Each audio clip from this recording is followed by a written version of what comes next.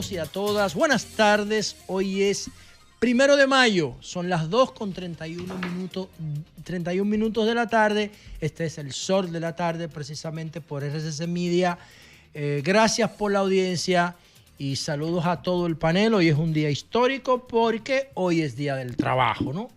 El trabajo ha ido de más a menos o de menos a más. En la medida que nos hemos ido institucionalizando y evolucionando como sociedad, hemos ido humanizando más el trabajo, que antes no tenía límites, era esclavitud pura y simple. En el primer modo de producción era la esclavitud. El primer modo de producción, el primer modo de organización del trabajo de la sociedad histórica fue la esclavitud.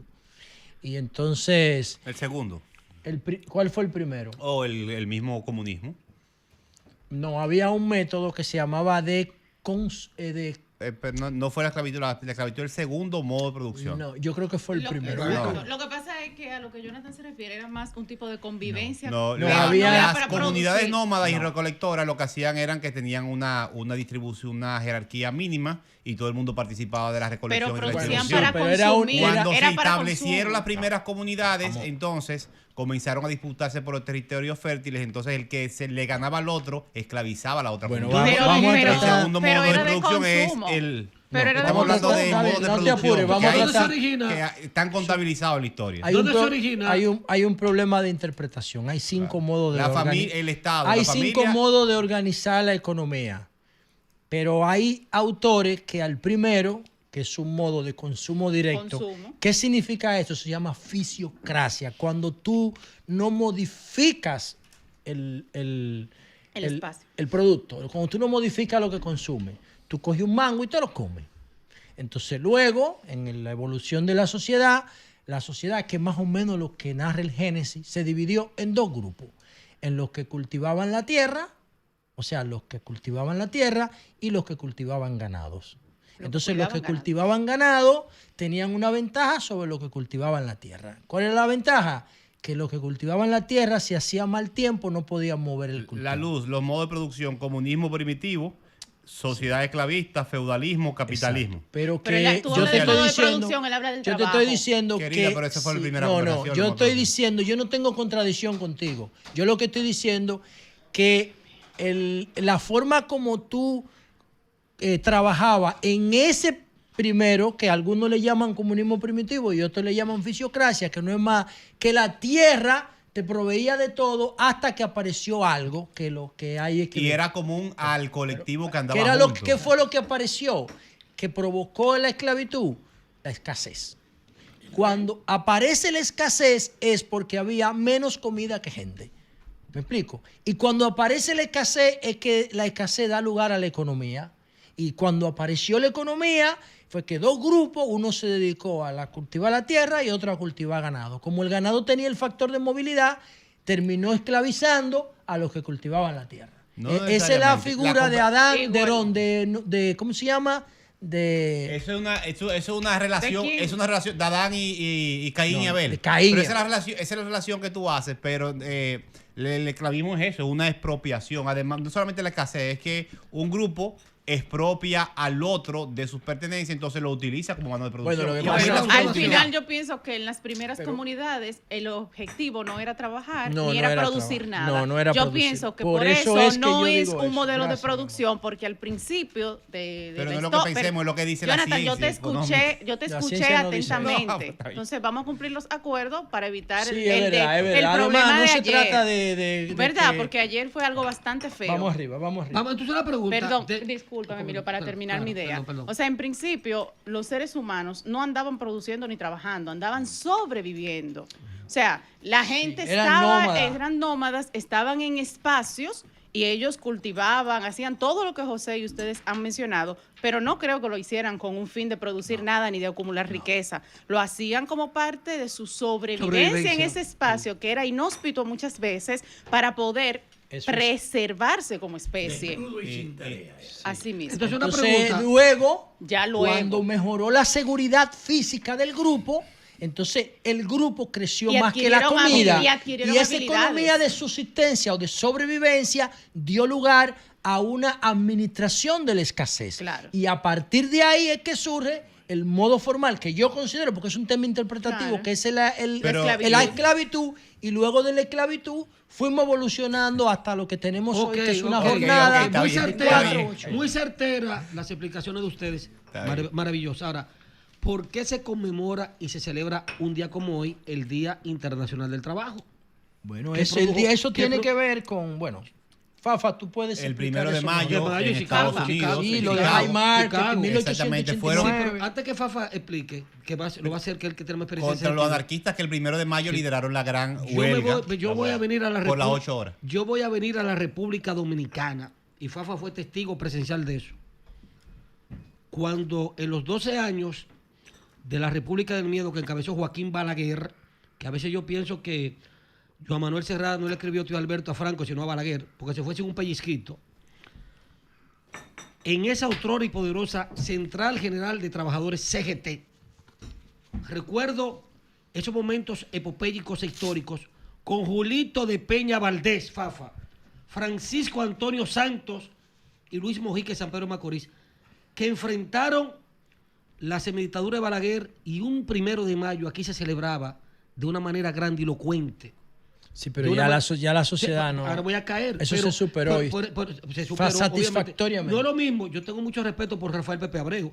Ahora, no es lo mismo Pepe Abreu que en aquellos tiempos un Julito de Peña Valdés y un Francisco Antonio Santos. Entonces, me refiero que antes del 1 de mayo, ahora que era un símbolo tradicional de vanguardia, de respeto y sobre todo de enfrentar ese atropello que a través del balaguerato.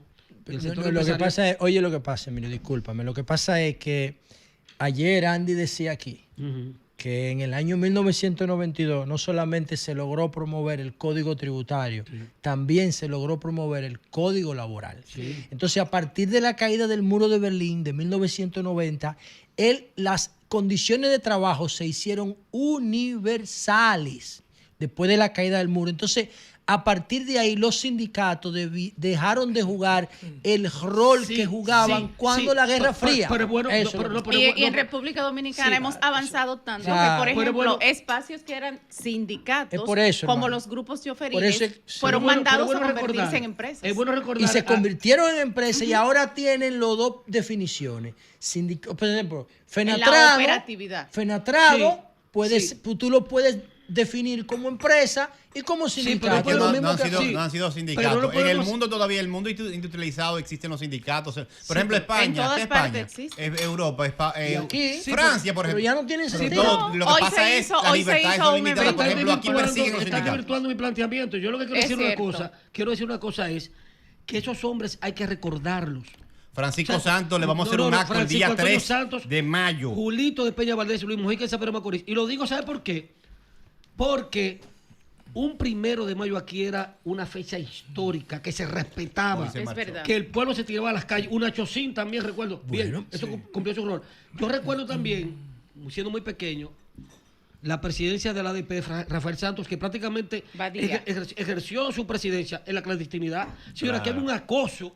Entonces, a veces yo lamento de ver a estos sindicalistas que tienen derecho a sobrevivir y a buscarse su cuarto, no hay problema, pero que ni siquiera mencionan el nombre de esa gente, mano, que se entregaron a la causa para que nosotros hoy en día hablemos en la radio como lo hacemos en la televisión. Bien. Adelante, Fafa. Hoy es 1 de mayo.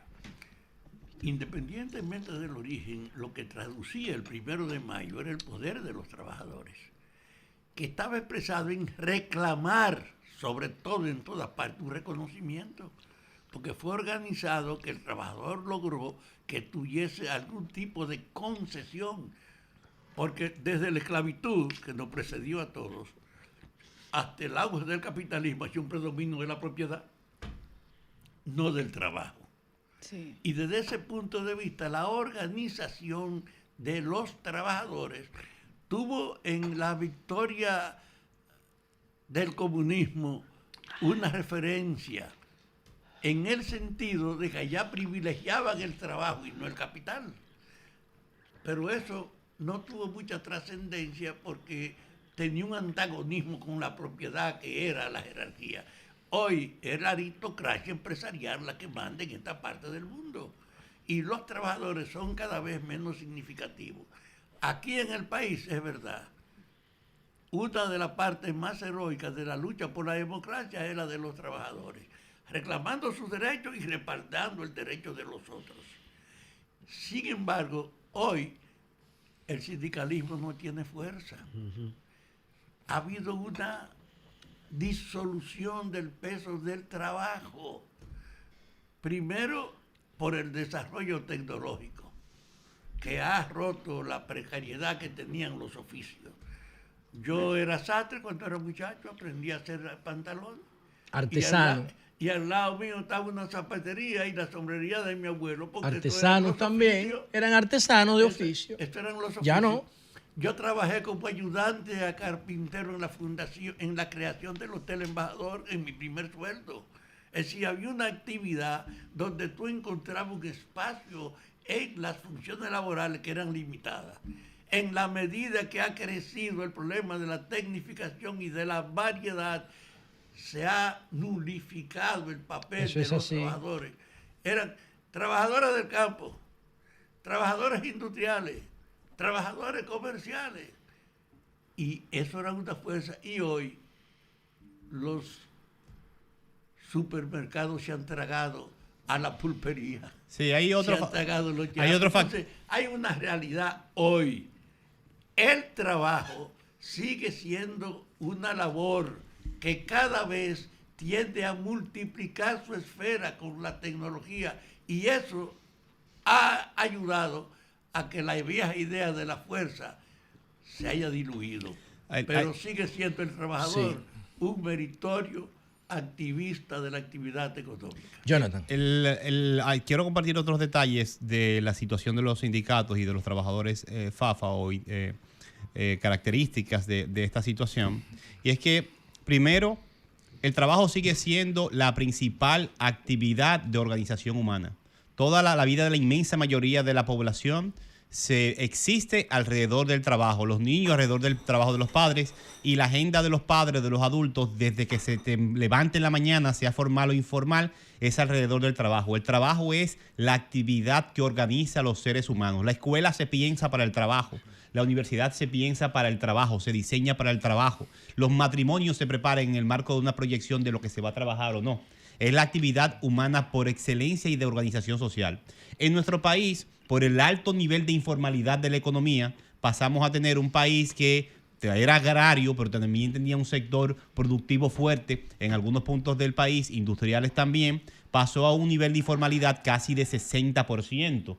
Y, como decía Juan Bosch, pequeños burgueses que se explotan a sí mismos en República Dominicana, y entonces no tienen la formalidad, el rigor del trabajo formal. Ese es uno de los grandes desafíos de la economía dominicana. Y otro desafío es que la cultura de la individualización ha desincentivado la organización de los trabajadores. Aquí los hijos de los empresarios están organizados, colectivizados en la ANGE. Los grandes empresarios están en el CONED y en otras asociaciones. Los trabajadores tienen asociaciones o sindicatos que están muy debilitados, y en muchos casos, les puedo dar casos específicos, aquí se persigue la organización de los trabajadores. Y medios de comunicación satanizan la organización de los trabajadores. La palabra sindicato, que es la organización de un grupo de trabajadores en una empresa, y es una mala palabra. Y los titulares, yo era joven periodista cuando eso, los titulares, los dueños del país se lo ponen a los guagüeros, pero no le ponen dueños del país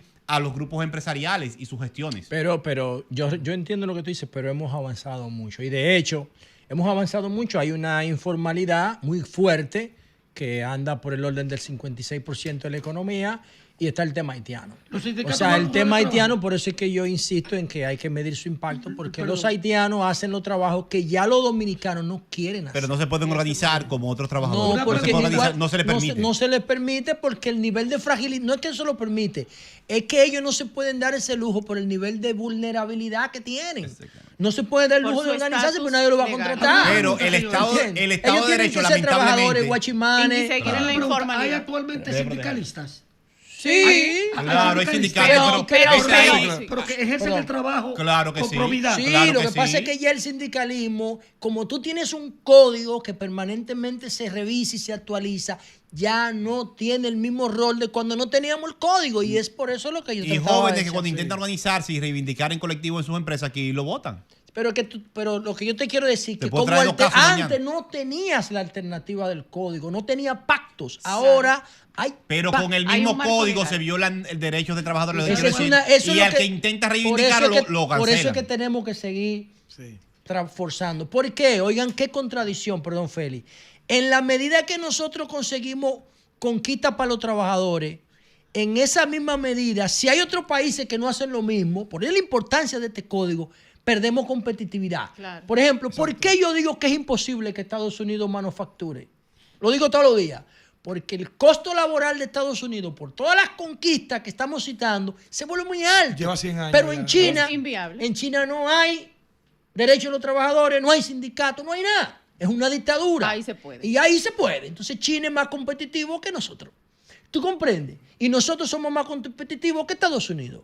Y Estados Unidos es menos competitivo que Canadá. Depende el paquete de remuneración laboral que se consiga. Eso afecta a la competitividad de la economía. Si hay otros países que no están haciendo lo mismo, como el código es universal, trata de que sean iguales. Félix. Sí. Bueno, tierra, capital y trabajo. Todo ha girado en torno Yo pensé que era piedra, papel y tijera. Bueno, cambiaron el cuento. Piedra, papel y tijera. Tierra, capital. Trabajo y capital. Claro, sí, el mundo ha girado en torno a eso desde el trueque. Desde que 3.500 años antes de Cristo, los árabes hacían peregrinación desde Egipto hasta Mesopotamia, dice la historia del comercio en administración y marketing. Desde allí entonces venimos hablando ya de que la tierra hay que cultivarla, venimos diciendo de que el trabajo es lo que da el fruto y que el capital se aprovecha en función de lo que se produce de la tierra. Y que con la llegada de la revolución industrial, de la máquina de vapor, de la imprenta, de todos los productos tecnológicos que luego también llegaron, incluyendo la computadora y otros tantos, avión, vehículo, carro, de todo. Prácticamente se desarrolló el mundo. La revolución industrial ayudó por completo al desarrollo del mundo, pero ese desarrollo del mundo trajo las máquinas y con las máquinas también el desplazamiento en muchas ocasiones de las personas. Entonces, muchos reclamos. Los reclamos de la gente, comenzando por los propios reclamos de Chicago del 1881 con el Hyatt Market, ¿verdad? Hyatt Market, que todo el mundo conoce. La jornada de 8 horas. También la guerra de los panes y el arroz. También la famosa fábrica de New York que se quemó, que la historia... La fábrica de camisas. La dice y la niega. O sea, tú, que sí que es verdad, pero también tú no tienes fuentes. Sí, tú no tienes fuentes verídicas que te puedan decir cuándo, de dónde. Simplemente es una leyenda urbana prácticamente, aunque todo el mundo la cita. Lo que es evidente es que el trabajo como tal no solamente es que es un día especial porque tú tienes un pago y una remuneración.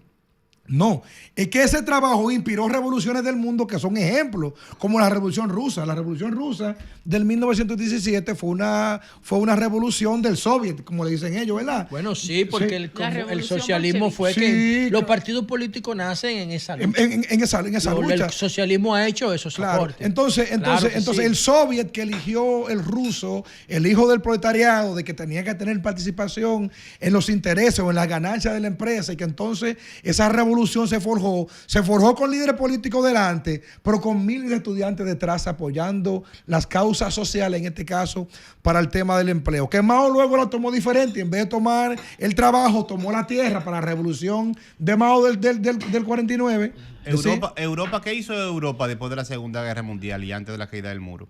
Para evitar que ya esos derechos de los trabajadores llegaran a un nivel de radicalización que eliminaran el orden establecido, socializó y expandió los derechos básicos de los trabajadores y del socialismo y creó el estado de bienestar, y por eso toda Europa básicamente lo que es socialdemócrata. Los países más desarrollados del mundo, todos son lo que hace es que aplican los derechos socialistas y los principios en cuanto a la distribución. Sí, pero espérate, son tigres, porque ellos avanzaron con una sociedad socialdemócrata y luego se convirtieron en capitalistas. Por ejemplo, la socialdemocracia capitalista. Bueno, sí, claro que sí. No, claro nunca en la vida. Nunca en la vida. Hay un punto medio. En términos ideológicos, no. La socialdemocracia. En términos ideológicos, no. Hay un punto medio ahí. La socialdemocracia es un punto de los nórdicos, lo que pasa es que si nosotros si caemos en la trampa del pensamiento dinario, no podemos ver los matices. Por ejemplo, que es el gran problema de España. ¿Y cómo voy a verlo. España, España En España hay un pensamiento binario que domina la política. Entonces, el PP cree que todo lo del PSOE es malo. Y el PSOE cree que todo lo del PP es malo. Y eso es un error. ¿Qué descubrieron los nórdicos? Los nórdicos descubrieron que el capitalismo es ideal para producir riqueza y que el socialismo es ideal para repartir. La socialdemocracia integrar los dos modelos. Pero eso es lo mejor. La socialdemocracia del PSOE de Francia, donde quiera, es el mismo criterio, no va en contra del capitalismo. No, lo que yo quiero decir es... Pero José lo definió más claro, ¿qué es lo que hace Milei? Milei niega todo lo del socialismo. Por ejemplo, es un error, porque él entiende que todo el pensamiento que sea contrario al de él es malo, pero también los comunistas hacen lo mismo. Es el error. Por eso Cuba es un fucking museo. Pero en España Milei no compite por el comunismo.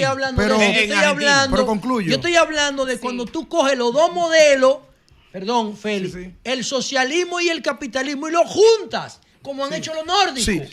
Como está haciendo China. La gente de mejor China desarrollo humano. Eso. Políticamente socialista y económicamente capitalista. Eso es lo que hace la socialdemocracia. Los países de mejor desarrollo humano. Los nórdicos son socialdemócratas. Claro, y los españoles y los franceses. Pero cuando tú hablas de socialdemócrata, tú no defines el proceso productivo. Porque la democracia no tiene que ver con eso. Quienes definen el proceso productivo es el capitalismo. Claro. El capitalismo que produce riqueza, porque el socialismo no sabe producir. El socialismo sabe distribuir, pero no sabe porque producir. Piensa mucho en la igualdad. Claro. El mejor ejemplo para eso, escúchame, Emilio. Una pregunta cuando tú quieras. Sí, pero mira, el mejor ejemplo es, para mí, en Noruega. Cuando Noruega le llega el boom del petróleo, en el 79, en los 60, 70, que le llega el boom del petróleo, como ellos vienen de una experiencia socialdemócrata, se organizaron como Estado, dijeron, bueno, miren, aquí vivíamos como la gente con lo que teníamos. Ahora nos llegó la riqueza. ¿Qué vamos a hacer con esta riqueza? El socialismo no es el mejor instrumento para administrarlo. El progresismo, qué sé yo, podría ser un poquito menos conservador, pero un poquito más liberal para estos fines. ¿Qué vamos a hacer nosotros? Bueno, vamos a utilizar una política capitalista, lo que está haciendo China ahora. Vamos a utilizar una política capitalista para desarrollar nuestro país, para poder generar riqueza. ¿Y tú sabes qué hicieron? Noruega es de los mayores inversores en los fondos de inversiones del mundo. Sí, así Todas las empresas del mundo, Noruega tiene aunque sea 2 pesos metidos. Andy decía, ¿y por qué nosotros no ponemos pero Noruega lo hace, dinero de los trabajadores? Pero fue con el petróleo que Noruega comenzó a hacerlo. Y con los fondos de inversión. Perdón, no, es que falta que... Por favor, Cristal, y después Era solo para cerrar, llevándome un poco siempre de la sugerencia de don Fafa, de que también demos alguna pincelada del futuro. Sí, para que él se sienta conforme. Y quiero recomendarle a la gente, porque en mi caso me gusta mucho que la gente también tome acción, un libro, Sálvese quien pueda, de Andrés Oppenheimer, quien habla mucho sobre ese futuro también del trabajo y cómo la gente se puede preparar para ser parte de ese futuro, porque hemos hecho muy bien en enfocarnos en todas las características de todos los procesos por donde ha pasado el trabajo y los trabajadores, pero es bueno que la gente se prepare para lo que mencionaba Félix, de cómo la automatización en algún momento o la mecanización desplazó trabajadores y que en este siglo pasará lo mismo con la automatización de muchos empleos. Son 2 etapas. Pero se va a generar otros. Son 2 etapas antes de pasar con Graimer y con Fafa. Se van a desplazar. Son 2 etapas. En la primera etapa va a haber un gran desplazamiento por la automatización, pero en la segunda etapa recuperación de 130,000. No, se llama ingreso universal. Entonces, en la inteligencia artificial dice que cuando se consiga la eficiencia general, que es la ley de Moore para todo, entonces ya los seres humanos no van a tener necesidad de trabajar porque todos los trabajos lo va a realizar la inteligencia artificial y la robótica. Entonces va a llegar un punto, se estima entre 20 y 25 años, en que ya se va a conseguir la eficiencia general, y con la eficiencia general tú vas a trabajar, si tú quieres, en causas sociales, cuidando animales, sembrando árboles, pero no vas a trabajar por necesidad, porque va a haber una ley de ingreso universal que por tu condición humana te van a pagar. Sí. Graimer y después Fafa. Bueno, primero felicitar a todos los trabajadores de este país. Y las trabajadoras. Y del mundo. Tú sabes que en Estados Unidos no se llama Día del Trabajador. Labor Day. Es del trabajo. Del trabajo. Porque Estados Unidos no quería que los comunistas capitalizaran. Sí. Tú sabes que se dio en el caso de los mineros que se quedaron atrapados en Chile, por ese miedo al concepto estético, por decirlo de alguna manera, del socialismo, el comunismo, lo que sea, a los trabajadores que se quedaron ahí, ¿cuántos meses fueron? ¿Como 3 meses? No, 3 meses. ¿Cuántos fueron que se quedaron? Eso fue como en el 2014. Sí, se quedaron en un tiempo largo. Yo te digo ahora el mismo, tema es que para sacarlo, ¿sabe qué hicieron, José? Bajaron de recipientes. Creo que 33 días. Bueno, 2 meses. Sí, 33 ¿En los 33 se llama? Sí, porque eran 33. Porque eran 33. Sí, un mes y algo. Sí, un mes y algo. Bueno, el tema es que bajaron unos recipientes con 69 días. Ah, bueno. 2 meses, 2 meses y 9 días. Entonces bajaron unos recipientes con afeitadora, fue mucho, con jabón, con afeitadora, con tijera. ¿Sabe para qué? Para que no salieran de ahí abajo con el perfil del viejo comunista. No puede ser. Para que sepa, recuerda. Es su estrategia. Recuerda que era un gobierno muy conservador. Sebastián Piñera era muy conservador. Sí, el que se murió en el helicóptero. Salieron de ahí abajo bañaditos y peinaditos. Bueno, el tema es eso que lo transmitieron. el tema 69 días. el tema de los 33 era porque eran 33. Pero eso no hace tanto, José. Sí, ¿Tú debes recordarlo? Porque eso lo televisaron muchísimo. Ahí se implementó un proceso en el 2010 que antes no tenía precedentes de rescate. No, se hizo una innovación. No, y ellos hablaban desde allá abajo. Luego lo vendieron a la chilena, pero no es el tema. El tema es que el Día Internacional del Trabajo, a propósito de esa situación catastrófica de abuso, de explotación, de esclavitud en medio de la era moderna, que se establecieron los 3 horarios, que no es un modo creativo, es un modo biológico.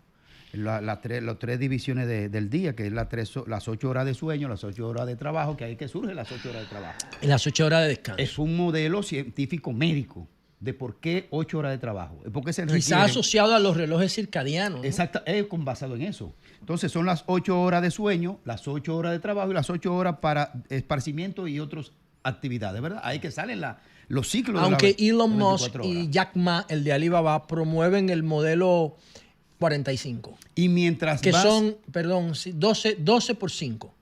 Promueven a la semana. Sí, Elon y Jack Ma. Y mientras más nos tecnifiquemos, menos va a ser horario de trabajo. Sí, pero entonces, 12 por 5 serían 60 horas a la semana. Ahora son 44. El tema es un punto que ustedes trataban con el tema de la aparición de la esclavitud. ¿Tú sabías que tanto la esclavitud como las cárceles aparecieron por el modo de producción, de excedentes de producción? La cárcel aparece por lo mismo. Porque, al igual que la esclavitud, cuando hubo exceso de producción, los merodeadores de una comarca y tenían exceso de producción, querían saquearla. Al no poder, cuando otro grupo los atrapaba, entonces le creaba un enrejamiento y los hacía prisioneros. Así surge la cárcel en el mundo. Y además, ahí mismo entonces lo ponían como esclavos de explotación. Y surge simultáneamente las cárceles y la esclavitud, simultáneamente por el exceso de producción. Después de la pausa, vamos a abordar, es que ya tenemos que ir pero a la ya pausa. Para terminar, en este país, señores, hay un derrumbamiento del sistema de movilización social en favor de los trabajadores. Se ha puesto añejo, vetusto, acomodado y burócrata. Todo lo que han dirigido el sistema laboral de reivindicaciones se han acomodado al poder y se han puesto añejo. Que no hay defensa, y tendrá que ver con que no hay movilización los que social en dirigen favor los de los sindicatos están trabajadores. pensionados por el Después gobierno. de la pausa ¿Tendrá que ver vamos con a eso? seguir con este tema, vamos a darle también un enfoque distinto porque hoy se trabaja y debería ser no laborable, se mueve para el lunes. ¿Por qué obedece esto? Vamos a hablarlo. Fafa tiene algo que decir después de la pausa y también el caso de Paula Santana, la muchacha que fue encontrada muerta en la zona franca de las Américas. Hoy se admitió el principal imputado, el nuevo imputado, porque habían 2, alias Ale y alias Chucky, que lo dejaron en libertad. Pero hoy un nuevo imputado declaró su culpabilidad. Según la policía. Él en audiencia. Pero él solo. Entonces, vamos a la pausa y volvemos con estos temas.